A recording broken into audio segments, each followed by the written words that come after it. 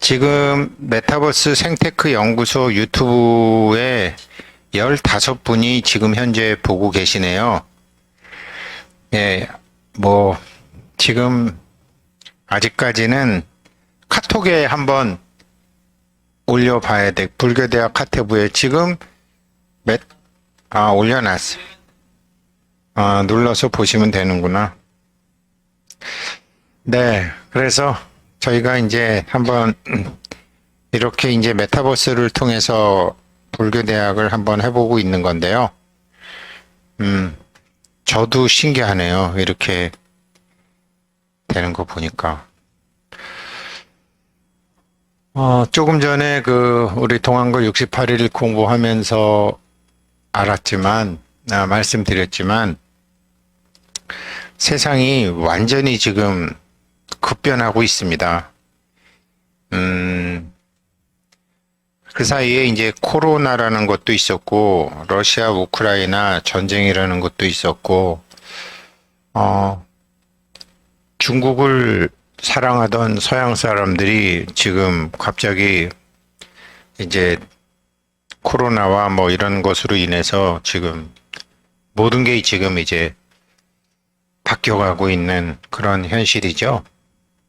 그런 현실이고, 이제 한 달 전에 뭐 한국 사람들은 알파고와 이세돌의 바둑 때문에 많은 사람들이 인공지능이라는 거를 알게 됐지만, 그리고 나서 이제 알파고는 바둑계를 은퇴를 해버렸죠. 은퇴를 했고, 한국 사람들은 그런 걸 알았고, 그런 것이 있구나라고 했는데, 챗 GPT라는 것이 나와갖고 지금 전 세계 과학계를 흔들어 놓고 있고, 지금 뭐 엄청나게 많은 사람들이 지금 인공지능을 사용하기 시작한 거죠. 알기 시작한 거죠. 그리고 이제 챗 GPT와 다른 이제 제가 파이코인 설명하면서 말씀드렸지만, U.com이라는 또 새로운 게 나와가지고, U.com은 구글에서 만든 건지, 아마존에서 만든 건지, 뭐, 야후에서 만들었는지, 누가 만들었는지 모르지만, 실시간으로 검색이 가능한 인공지능이 나왔죠. 근데 한 2년 전에 알파고를 만든 영국 회사를 구글이 샀죠. 구글이 샀을 때 이제 그 인공지능이 악마와 같이 바뀔 수도 있을 것이라는 것을 넷플릭스에서 이제 구글 개발자들이 이거 위험하다라고 한 것을 형각스님께서 보내주셔서 우리 불교대학 하시는 분들에게 그걸 2년 전에 봤는데, 2년 전에 그게 보면서도 저는 뭔지는 몰랐어요. 아무튼 보내주신 형각스님은 그걸 뭐 아셨는지 모르겠지만, 그게 이제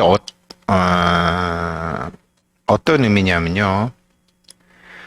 알파고하고 이세돌하고 바둑을 뒀는데 알파고가 이겼잖아요. 근데 알파고가 왜 이겼는지 아무도 몰라요. 알파고도 몰라요. 그러니까 기계를 만든 사람도 기계가 어떤 생각을 해서 그런 결정을 하게 됐는지를 몰라요. 세계에서 가장 큰 슈퍼컴퓨터를 7억 년간 돌리면 알 수 있대요. 그러니까 알고리즘하고 논리체계는 다른 건데, 인공지능의 논리체계를 인공지능도 모르고 사람도 모르는 거예요. 그런 위험성을 2년 전에 형각스님이 넷플릭스 다큐멘터리를 보내주셔서 했는데, 그때만 해도 그게 뭔지 몰랐어요.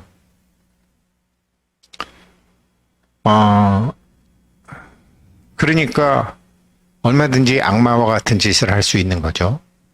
기계가 사람을 지배하게 되는 세상이 오는 거죠.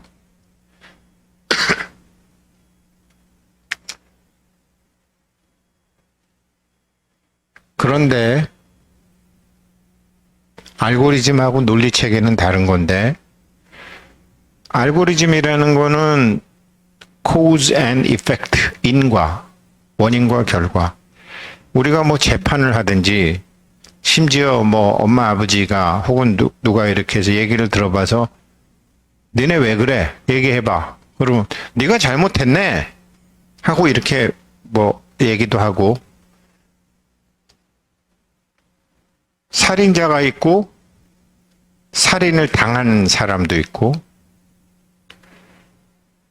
뭐 예전에 세월호 같은 사건도 있었고, 그러면 이건 네 책임이야.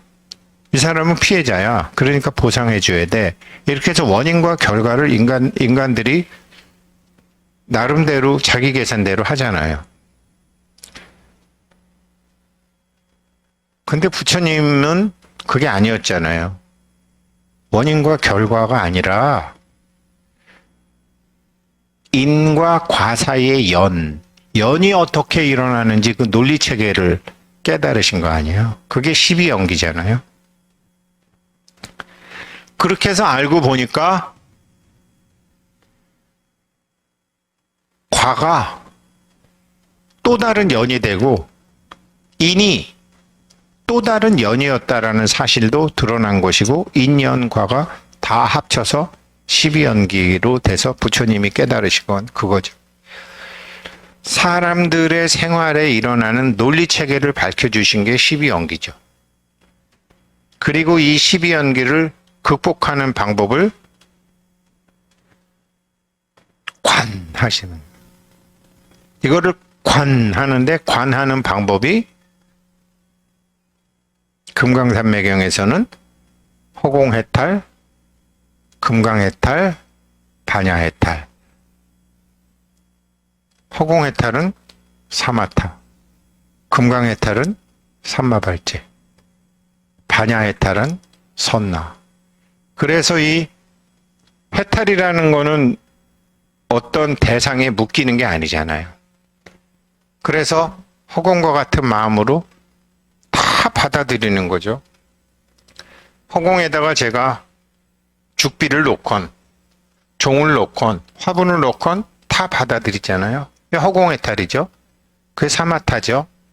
그냥 귀만 빌려주고 눈만 빌려주고 역경계, 순경계, 종경계, 횡경계를 다 받기만 하는 거죠. 왜? 감정에 휘둘리는 내가 아니라 허공이 나라고 인식이 되니까. 그게 사마타죠. 그 마음, 화가 나는 육신의 내 마음도 있지만, 초조하고 걱정되고 의심되는 내 마음도 있지만, 하늘과 같은 마음은 의심도 하지 않고 초조도 하지 않고 하잖아요.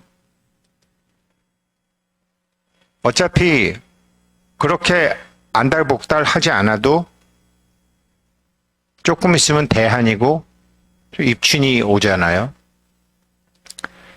그렇게 업이 바뀌는 거죠.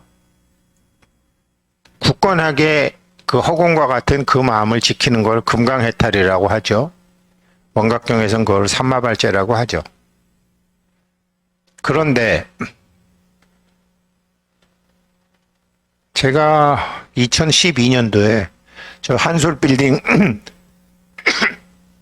한솔빌딩 지하에 있을 때, 그때 이제 따바베 초창기에 이제 뭐 열심히 막 저 호텔신라에 근무할 때 저 찾아오기도 하는 일본에 이제 그 정경심 보살이 있었는데, 자기랑 나랑 전생에 부부였던 것 같다고 막 그러는 거예요. 자기도 궁금했는지 일본에서 유명한 점쟁이를 하나 데리고 왔어요. 그래서 제가 공항에 픽업을 나갔는데 스님을 한 명 데리고 왔어요. 원래 대만 여자인데 일본에서 그렇게 유명한 점쟁이래요. 근데 불광사 스님을 한 명 데리고 와서 그랬는데, 공항에서 딱 보자마자, 저는 이제 일본말 잘 못하니까 그 대만의 점쟁이 여자가 그 정경심 보살한테 얘기했나 봐요. 부부가 아니라 남매였었어. 그렇게 얘기를 해요. 그런데 뭐 자기가 누나였고 뭐 내가 동생이었는데 뭐 내가 먼저 죽었대나 뭐 어쨌대나 뭐 대만 점쟁이가 그래요. 2012년도였는데 그래서 이제 공항에 내리자마자 우상 다니는 절이 어디냐 그래서 공항에서 옥천암을 갔는데 옥천암을 갔더니 저 옥천암 관세음보살님 뒤에 집채만한 산신님이 계시는데 산신각 하나 져주면 소원 성취하게 해주겠다고 옥천암 산신님이 뻥을 치셨나 봐요. 뻥은 아니고.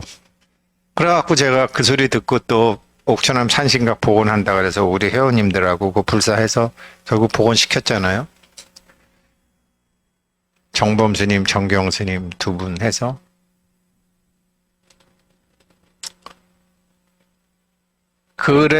그랬는데 그 대만 스님이 뭐 배가 이렇게 나와 있네. 배가 이렇게 나와 있어. 그 나중에 이제 그 따바베 지하에 와서 이렇게 보는데 뭐 배가 왜 이렇게 많이 나오시네. 이게 대보니까 뭐 쑥 들어가요.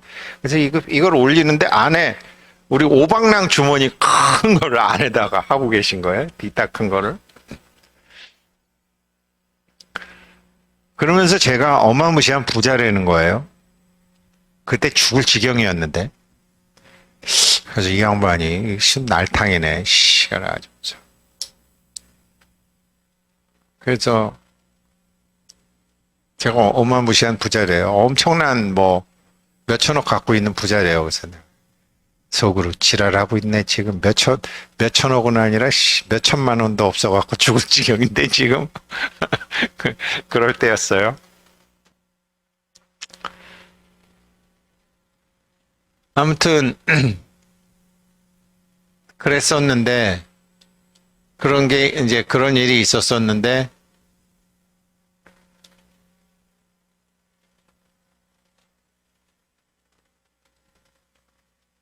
이렇게 이제 세월이 그때부터 한 10년 정도 흐르다가 보니까